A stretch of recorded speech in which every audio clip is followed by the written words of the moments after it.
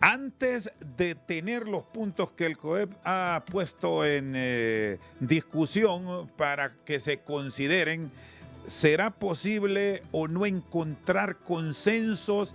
Es la gran interrogante que ahora mismo surge, porque ayer, cuando se ha tenido un pequeño ejercicio a nivel de la Cámara Legislativa en la aprobación de que nuestro país pase a formar parte del Banco Andino, se ha encontrado un respaldo del Partido Liberal y la iniciativa pasó con 66, casi raspada, para dar una expresión popular.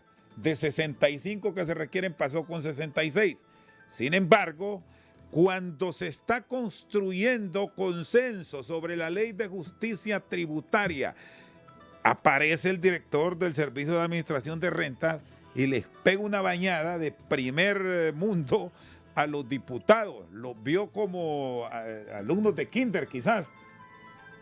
Y eso provocó que los diputados en su mayoría se fueran. Esto puede generar conflictos al momento de arrancar la discusión en serio de una ley que va a ser clave encontrar esos votos en el Partido Liberal, que por cierto ya vamos a compartir una lista ahí de los diputados que han cuestionado,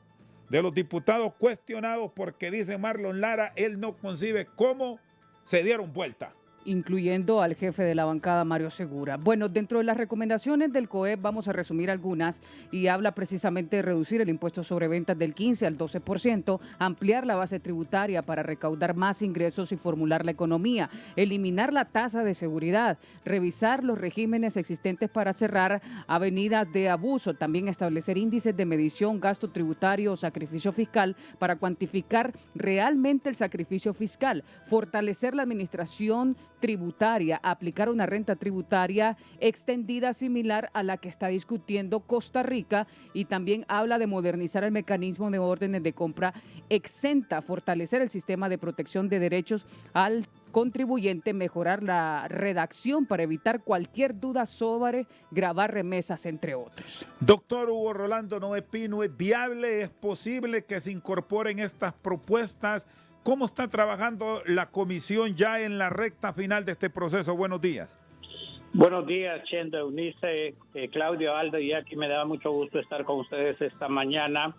Quiero en primer lugar, Chendo, expresar de que así como hemos recibido recomendaciones del COEP, hemos recibido recomendaciones del Instituto Centroamericano de Estudios Fiscales, del FOSDE, de las centrales obreras, de la MON, en fin, de casi todos los que nos hemos reunido, y todas estas están siendo valoradas y sopesadas en función del fortalecimiento de la ley.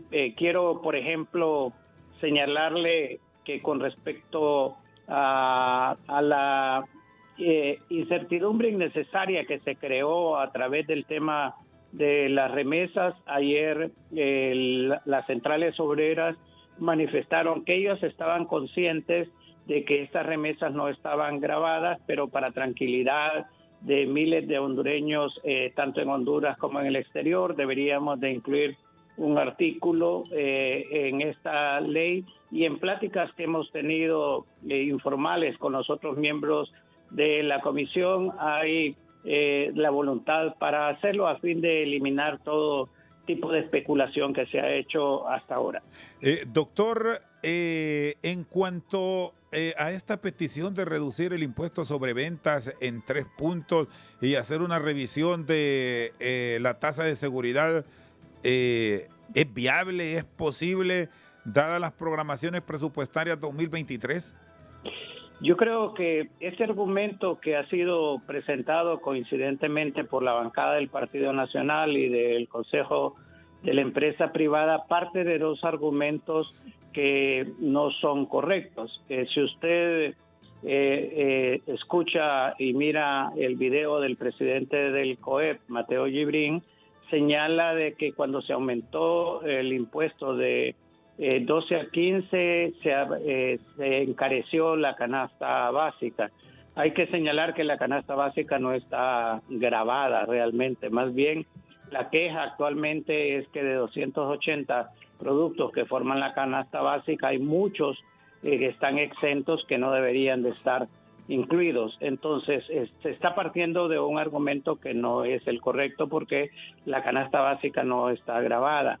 Y en segundo lugar, se está partiendo del argumento de que esta ley de justicia tributaria va a traer un aumento de impuestos, lo cual no es así, o de ingresos para el gobierno, lo cual tampoco en el corto plazo no va a suceder. Así que yo considero que no es viable una propuesta de esa naturaleza por los dos argumentos anteriores.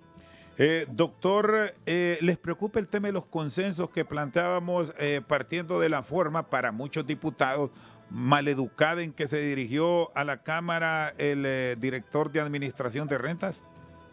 Bueno, lo que pasó ayer, tengo que reconocer que no debió haber sucedido, pero lo que estaba haciendo el director ejecutivo del SAR era señalando cómo en el Congreso Nacional, en las administraciones pasadas y principalmente Chendo, en los últimos meses después del proceso electoral, se habían realmente aprobado leyes que dejaron que el gobierno no percibiera ingresos alrededor de más de 1.000 millones de lempiras. Entonces, esto molestó a la bancada, a cierta parte de la bancada del Partido Nacional que votó por estas leyes el 2021, en diciembre del 2021, que sabían que estaban beneficiando a determinadas empresas y a raíz de esa molestia decidieron abandonar no el Congreso, porque se quedaron siempre ahí dentro del Congreso, pero el hemiciclo. Muy bien, gracias doctor, muy amable. Un placer saludarlos.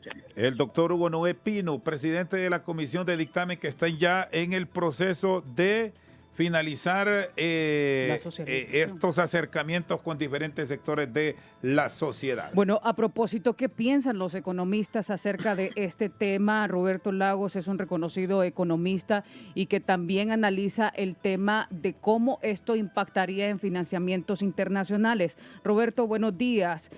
La propuesta de reducir el impuesto sobre venta en 3 puntos, así como eliminar la tasa de seguridad, ¿cómo la analizan? Buenos días. Buenos días, Eunice, Rosendo. Un gusto poder estar con ustedes. Mire, en primer lugar, acabo de escuchar al doctor Hugo Noé Pino. Él pone y él establece que él no está de acuerdo en hacer una reducción de los impuestos. Me sorprende esa postura del doctor Hugo Noé Pino. Voy a explicar la siguiente razón.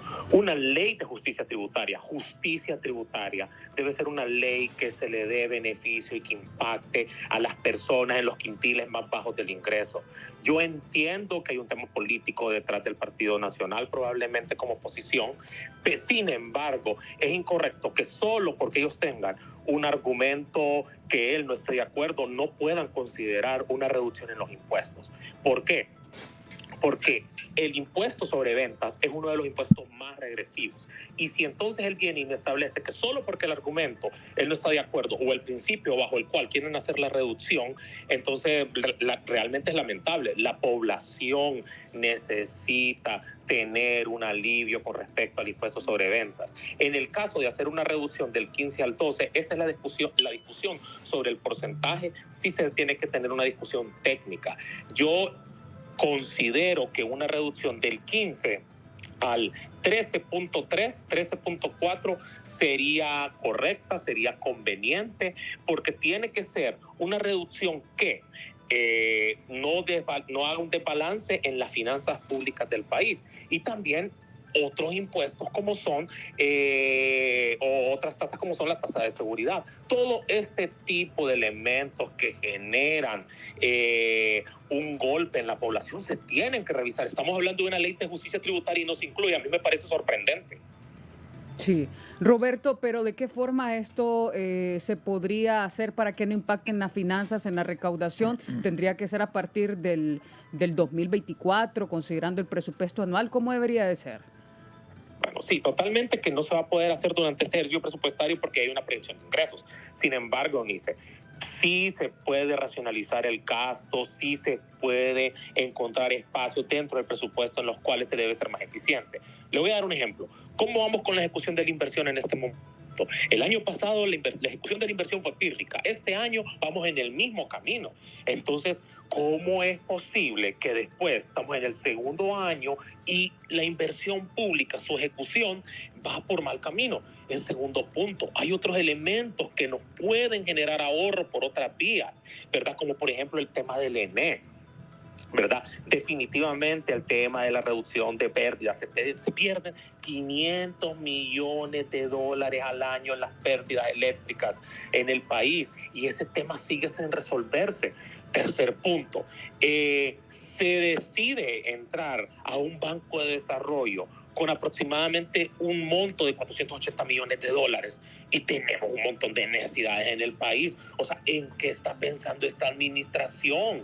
Tenemos necesidades, o sea, Estados Unidos ayer a través de la embajadora anunció la donación de camas para hospitales. ¿Cómo es posible que hayan decidido pagar la incorporación a un nuevo banco de desarrollo con las necesidades que tiene el país? A mí a veces me parece incomprensible, no entiendo cuáles son las prioridades de desarrollo del país.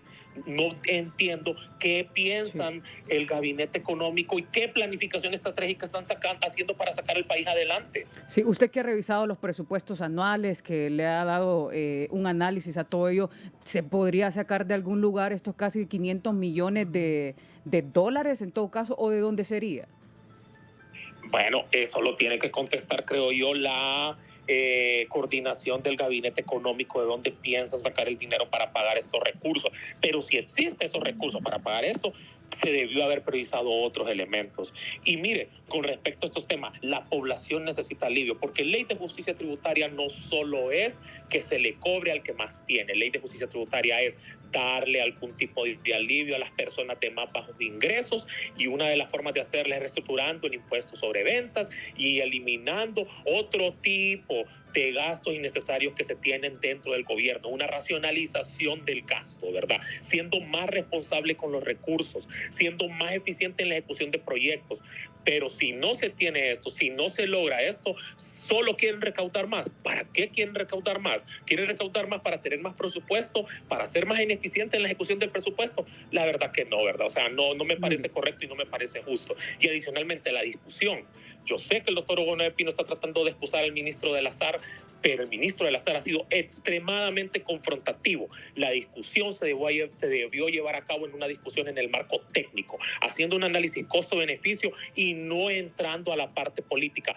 Una vez que la ley entra al Congreso, desde el Congreso sí viene una discusión política, pero desde el Ejecutivo la discusión siempre debe ser técnica, y eso es algo que nunca se ha hecho en Honduras, porque desgraciadamente los gobiernos no entienden la diferencia de lo que significa ser gobierno versus ser partido político. Muy bien, muchas gracias al reconocido economista Roberto Lagos con nosotros, aquí en la Fuerza Informativa entre HRN y Noticieros Hoy Mismo. Bueno, así están las cosas, Aldo, Claudia y Jackie, en estas discusiones que van a seguir en el Congreso Nacional.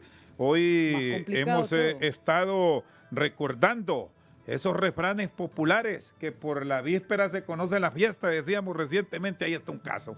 Sí. Ese va a ser un caso porque ya a los diputados liberales que apoyaron esto del Banco Andino los han expuesto hoy, que no siguieron línea partidaria de que no lo iban a apoyar, pero ahora están enfocados en la ley de justicia tributaria, que minutos después de haber apoyado a la bancada de Libre en su aprobación para que Honduras se uniera, llegó el director de Administración de Rentas y los fue a insultar.